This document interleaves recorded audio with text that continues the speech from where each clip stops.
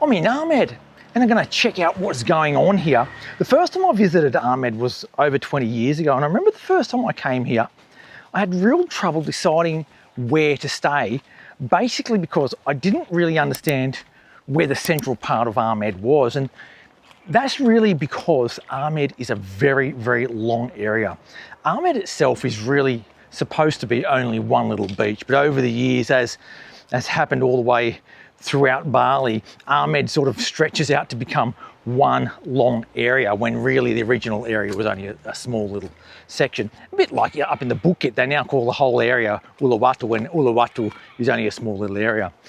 And because of that, knowing where to stay is quite difficult. So today, what I want to do, I want to visit each of the beaches from one end of Amed to the other to sort of get a feel for where the biggest concentrations of people are, restaurants are, hotels are, and where it's sort of nice to stay or nicer to stay, where it's not as nice to stay.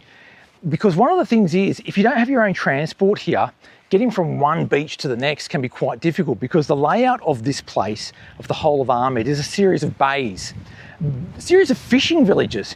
And these bays have hills on each end. And I'll give you sort of a bit of an example of that. If you look down there, there's that hill coming down to the ocean there. This is one bay, and it goes up the other direction, which I'll try and get through this boat if I can and show you what it's like down this way. So down that way, there's another hill. So to get to the next bay across, you have to walk across the top of that hill and down the other side. And that's your next village, and there'll be a bunch of restaurants there. So I'm at Aas at the moment, AAS. And this is sort of, I would say, the furthest east I would stay. There are other places further along, but it's about as far east as you want to go. There, up there's a few little villas and hotels on the edge there, which are beautiful. This beach is extremely rocky here, but then if you go up there, a nice sandy stretch, and it's actually quite beautiful indeed. I'll go over there and show you what it's like. I mean, there's no one stays down here. It's not a very popular end of Amed, to be honest, but I think it's really nice. It's a lot quieter here. A lot quieter. I mean, Amed's not busy anyway, except in some of the European high seasons, but like middle of the European summer, June, July, August. But apart from that, it's usually pretty low key up in Amed anyway, and it's really low key now. Well, look at that. We've got a bit of sand there. It's a few pebbles. But that water is absolutely gorgeous, absolutely gorgeous. You've got a few sort of fishing boats up here. Yeah, beautiful. And Aas, I love it. Shouldn't have said that, should I?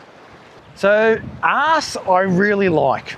Like, you look at this from here, you could just sort of get a little towel in the shade there, be really close to the ocean, go for a dip every now and then, come back.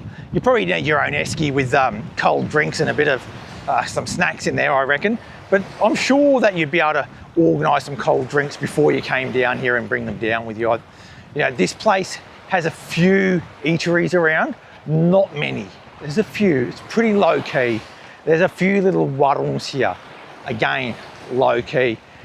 If you're staying here, you're probably going to be going further that way for dinner, for example. I mean, that's what I'll be doing tonight. I'll be going further that way. And that's problematic if you don't have your own transport. You can walk there, but you just might not be, just can't be bothered sometimes. So just have that in the back of your mind, because transport here is going to be one of the big issues for you. There is no taxi service. You're going to have to use private car and driver, and sometimes they can be a little bit expensive. So we're going across to the next bay, and the next bay is actually called Bunyuning. Yeah, Bunyuning. And it's where the Japanese shipwreck is.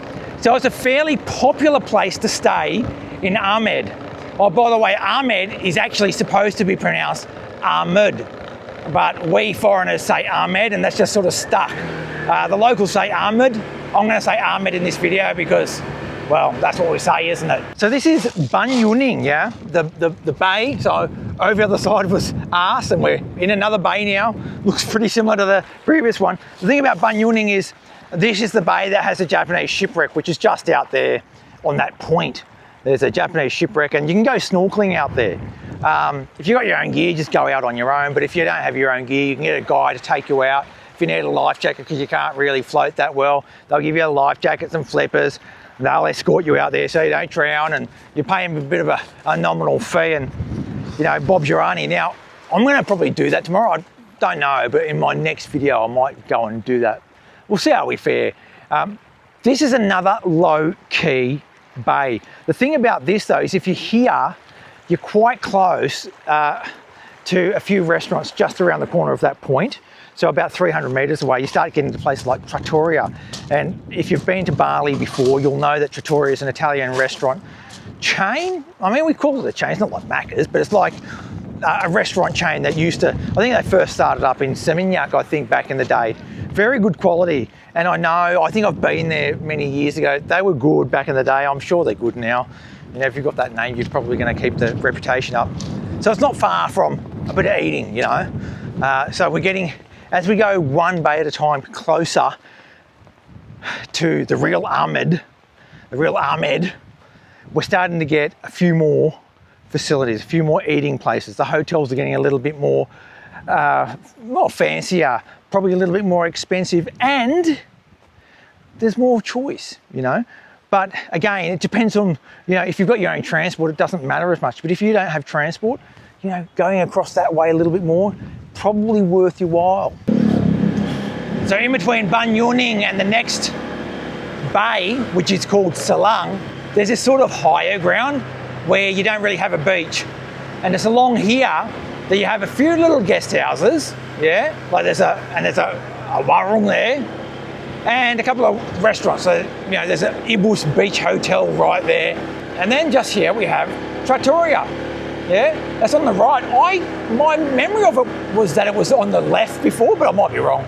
But you've got Trattoria. So we're quite a long way up now from the ground level of Bunyuning, But up here, there are a few things like villas and warungs, and it's quite, well, not busy, but quite dense, So if you stay here, you've got a huge array of things to choose from. So around the Trattoria, it's a really nice location to stay. If you're down in Bunyuning, you're going to have a little bit of a trek up the hill, but once you're there, not a big deal. And then we get over the other side and we're into the next village, or the next bay, which is called Selang. The village of Selang itself is actually still quite rural. It's not really where you're going to have a lot of hotels in the village itself. It's not that sort of place. Most of the hotels are up high, and there are a lot of them. Interestingly, the word Selang means hose in Indonesian. So imagine that, calling your village hose. I've been told this little path, this little path comes down to the beach. So we're going to have a bit of a look past, come past these busted up bikes, through all the fishermen's junk. Fishermen tend to just pile up lots of stuff like this. This is all their spare parts. I noticed that quite a few of them have been repairing their boats today, so they must have experienced some bad weather recently. All right, so let's have a look. What have we got down here? If I can get past this boat. Oh yeah, oh yeah. So not an easy beach to access, but once you're here, wow, that's one of the best beaches I've ever seen. Look at that, isn't that beautiful? A bit of a rocky area here, but that area is just a beautiful beach where you can go snorkeling. There's a guy there with some snorkel gear, and then over there, there's those villas on the hill there. There's a couple of villas in the background over there. There's a little hotel here by the beach. It sort of blocks from the roadside. You don't really see the beach because between the beach and the road there's just buildings and stuff, so you don't really see the beach until you get down this little alleyway and come down here. So Selang, wow, just a phenomenal beach. I don't think I've ever been down to this beach before, but I think it's one of the best ones so far. Love it. So come down to Selang if you're into your beach. It is the centre of town, as I said, doesn't have a lot of eating options. You're really going to be eating at your hotel, or you go up to the hill that I just came from. Up there, there's heaps of eating options. Probably 300 metres up the hill, and then you're into that sort of stuff. Again, if you've got your own transport, doesn't matter. So what we're coming up to now is called Panta Lean.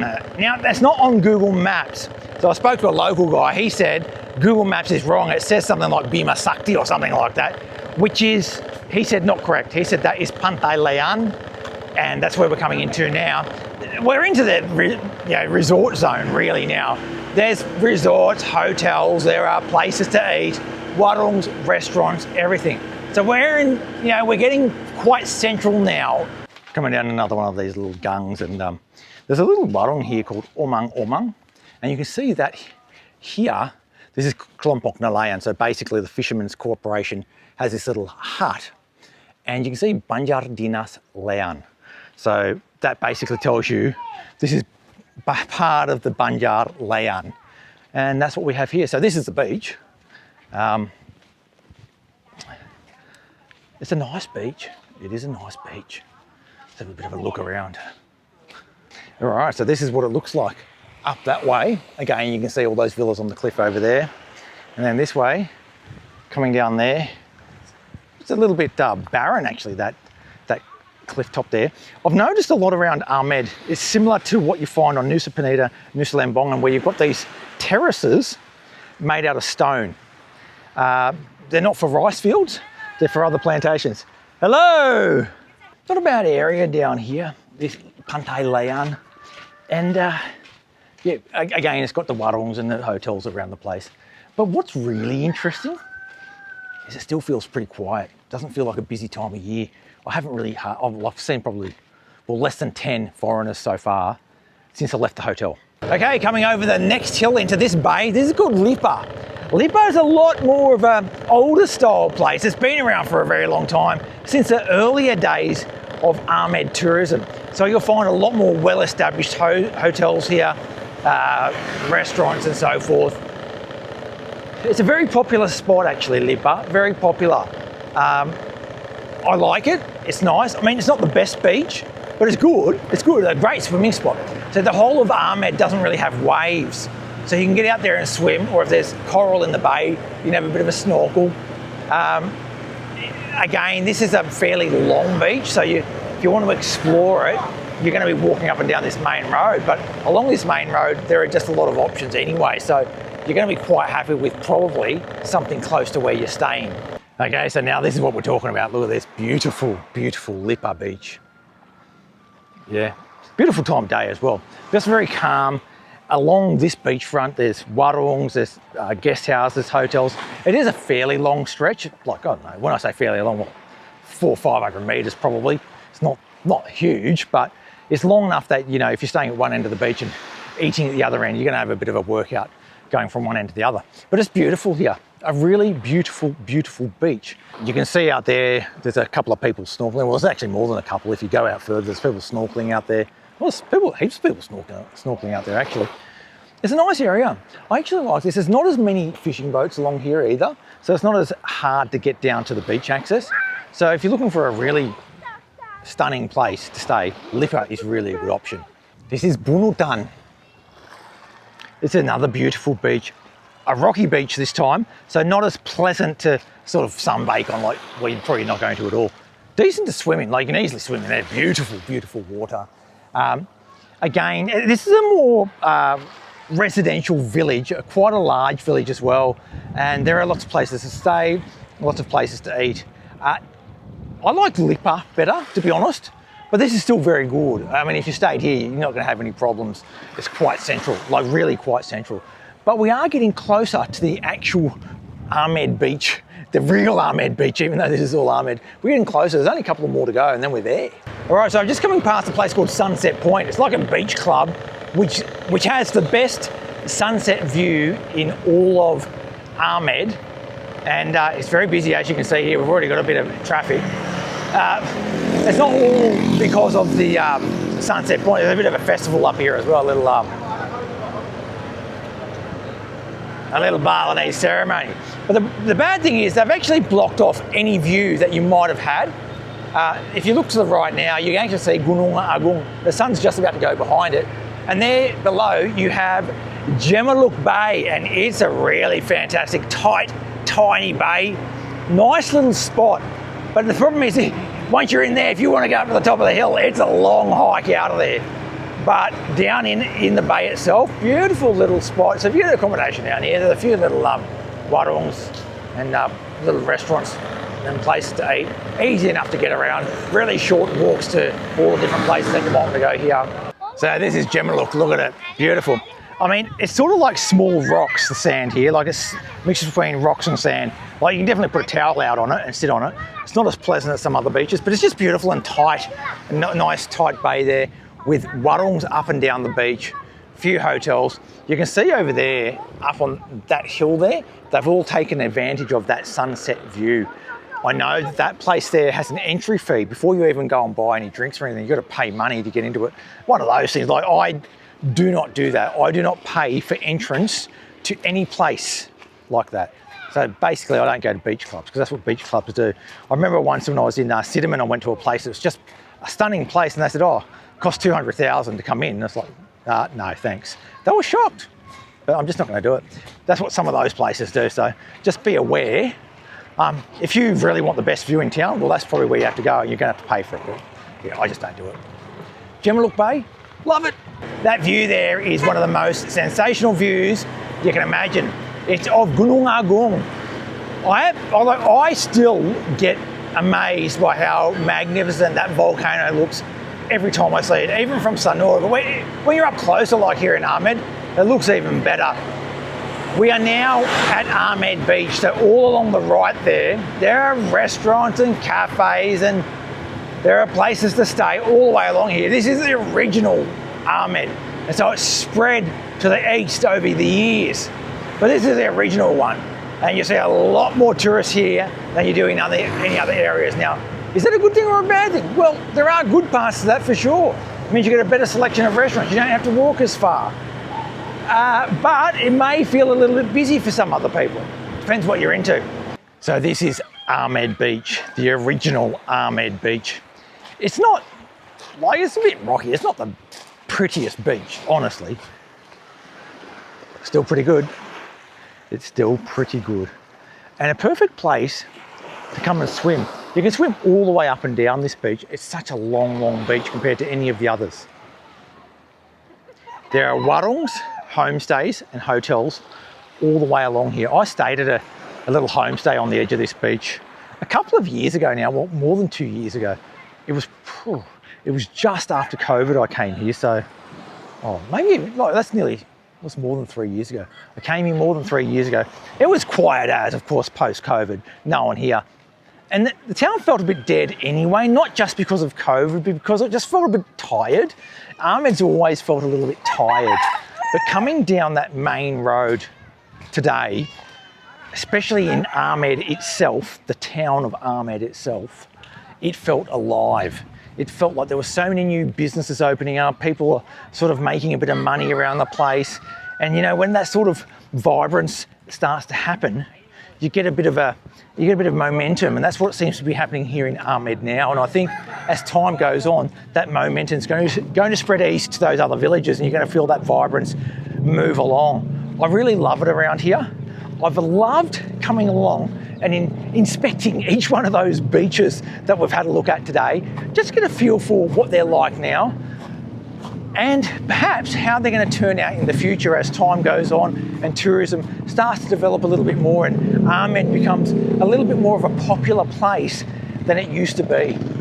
Look, thanks for coming along for the ride today. Thanks to all the members that have signed up recently. I really appreciate your support. Without you guys, it's very difficult for me to do this sort of stuff. And make sure you hit that subscribe button to keep up to date with all things in Sanur, Bali, the rest of Indonesia. I'll catch you next time and sampai jumpa.